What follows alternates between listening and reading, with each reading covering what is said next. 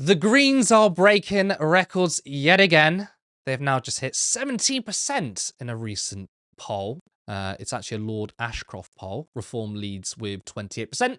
Labour joint second with the Tories on 18%, and just 1% behind are the Greens. Now, the seat breakdown would see Reform with 369 seats. That's plus 364. Massive, right? The Lib Dems followed with 81.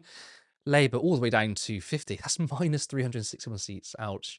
S&P, resurgence on 46. Conservatives all the way down to 38. And the Greens, 24. Plus 20 seats and applied on 7. God, we need PR so badly, don't we?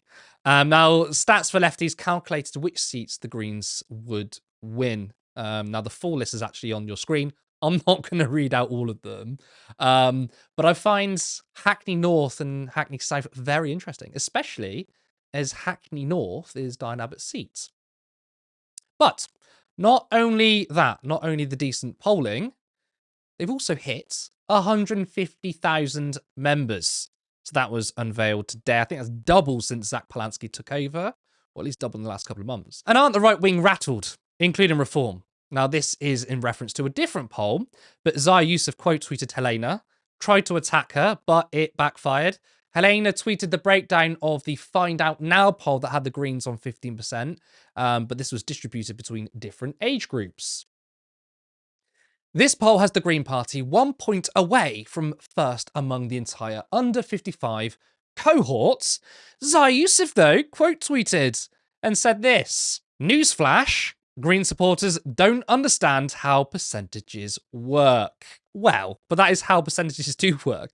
So, to put it bluntly or put it clearly, a total of 189 people out of 810 people aged between 18 to 54 said they would vote for the Greens, which is 23.3%. A total of 205 people out of the 810 polled would vote for Reform, and that's 25.31%. So a 1% swing from Reform to the Greens will put the Greens number one with the under 55-year-olds. How embarrassing for Youssef, right? And also, don't come for one of the UK's sharpest political minds and a personal friend of mine if you're going to get your facts wrong, right? At least get your facts right. Helena, 17% is huge. I mean, we could see the Greens as high as 25% next year. And I'm talking about, average rather than outliers. Do you think that's realistic?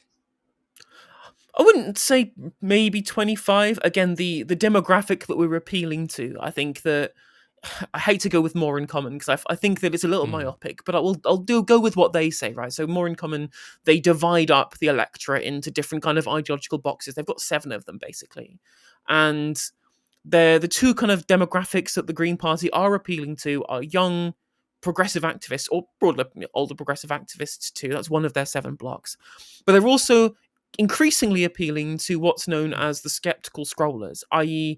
people who are politically engaged online who hadn't been previously, who are pretty open to being convinced as to solutions. Because whilst lots of people aren't that ideological politically, people have a bunch of concerns and they're looking for politicians who will sell them ideas that will deal with those concerns, and then broadly that will dovetail into the kind of things that they already believe, right? So people who are scrolling social media, who are engaging with the content that the Green Party is making, they're far more likely to be won over to us, especially given that we do have very clear and obvious answers to the concerns that people are facing. Obviously, I think that there are plenty more votes that we can get. The fact that most of our votes are coming from Labour Party voters that have abandoned them because we are taking the place of what would traditionally be where they would be voting. Because whilst most people might disagree with us on certain issues, on something as basic as the sanctity of the welfare state, Labour have abandoned their entire voting bloc. Right? There are plenty of people who are maybe particularly socially conservative who might disagree with us on some of those issues, or might not be as heavily concerned about the environment. Right? Fundamentally, they believe that the Labour Party should be there to represent and to defend the welfare state. And the first 2 things they did when they got into government was to attack the welfare state. And these are people who have been absolutely kind of hammered by the sensible centrist adults in the room version of Labour that Keir Starmer is running, right? And so the sky really is the limit in terms of how many of those voters that we can peel off. The question is how can we go after to actually get to the 25% figure that you're saying there. That's going to require a bigger sector of the people who didn't vote at the last election, who majority, not plurality, but majority under current polling are voting Reform. Reform have been really good at increasing the polls very specifically because they have won over people who were previous non-voters, those who felt disillusioned with the political system. So that's why we need to make sure we're going after those people, which broadly will come out the skeptical scroller demographic, more broadly, from what I can understand. Yeah, it's really important that the left. I mean, historically, the left likes to go for non-voters. I mean, 2017 there was that youth quake, but a lot of non-voters voted. So, Reform have been doing a very good job of going for those non-voters. The Greens keep doing that. Did you know about I don't know who I'm referring to. I can't remember the name of the person, but there was apparent motion to get 150,000 members before 2030. I don't know if you heard about that. No. Not a clue, not a clue. I mean, Really impressive, regardless, I though. mean, this is going to be super important, right? Is that people keep talking about, well, members doesn't translate into political money. popularity. And I'm like, well, yeah, you're absolutely right. There are a couple of things that's important here. Is that, first of all, it's more money in the coffers so we can launch a bigger election campaign, which is always important, always been a real kind of sticking point for left-wing political parties. They've always found it difficult to be able to raise the cash because they don't have billionaire mega donors like the Tories and Reform and now Labour do, or the union backers that Labour have historically had. But when it comes to campaigning, people think that elections are won just on communications. And whilst that certainly is a place where you can win people over, lots of elections are won on the doorstep. Look at Mamdani, right? People talk about him going, "Oh well, Mamdani's just good because he's got slick videos on TikTok and Instagram."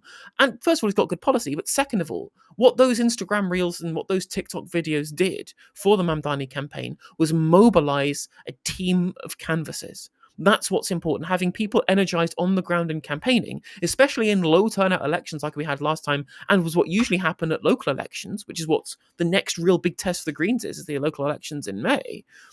That's what those new members are going to be. Those are people who are going to go out and campaign, and not just campaign like Labour members do because they feel obligated at this point, but they're going to be energized. They're going to be wanting to make a change. And that's what Mamdani did. They took, 50% of their support during the Democratic primary from people who hadn't voted in a Democratic primary for the last 3 election cycles for the New York mayoralty. So that's the kind of thing that we can do with the Green Party, is not just try and get people to change their votes from other parties to us, but meet people on the doorsteps and say, look, we're campaigning on behalf of the Green Party. You're somebody who feels disillusioned with politics. Well, that's because you want to see the water companies nationalised. You want your bills to get lower. You want to see the welfare state be funded by the state. You want your local council to be building council houses. Therefore, you should vote for us, right? We've got these solutions to your problems. And if they can understand where we're coming from, because we have people on the ground who are communicating that, that's where those memberships are going to be really, really important. The number being big is good, the money is good, but fundamentally the key issue is being able to launch a ground campaign, which Reform don't have. We have that, Reform don't have that. A lot of those Mandani videos had already people in them, like ordinary people who's approaching. So, I think a lot of the Democratic Party were like, oh, we just need to make slick videos and we just need to use 80s font and we're all golden.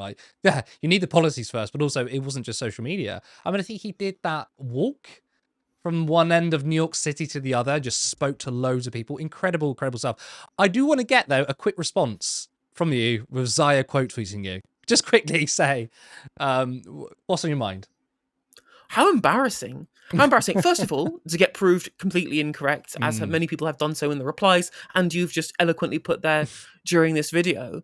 But the fact that this is a guy who is supposed to be someone who's doing head of policy for what is the most popular political party in the country at this point, who are leading every single poll by double digits in a lot of cases, right? He's supposed to be somebody who's a serious politician who's going to be there crafting state policy in the government of the mother of all parliaments. And he's out here having slap fights on Twitter with G-tier YouTubers. Like last week, he was beefing with Big John the Bosch father, and now he's out here pretending he knows how maths works to somebody who studied astrophysics. And I'm like, mate, get A, get your brain in check, and B, get a life. Because fundamentally, if he actually was a genuine, serious politician, he would have better things to do than get mad at people on Twitter.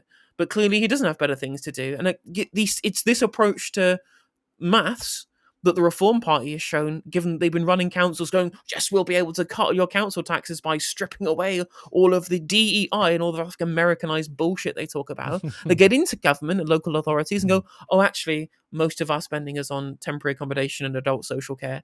Actually, we can't cut and we need to raise council tax. And I'm like, yeah, maths isn't your strong point, is it, Reform? I fundamentally disagree with you, Helena. You're not a G-list YouTuber. You're A star, right? Fucking A star. And also him going for the Bosch father is insanely hilarious. But Zaya doesn't... Look, there are many characters on the right wing, but tell you what, Zaya doesn't have the sauce. He ain't got the sauce, right? So he shouldn't be coming after you because he ain't got none.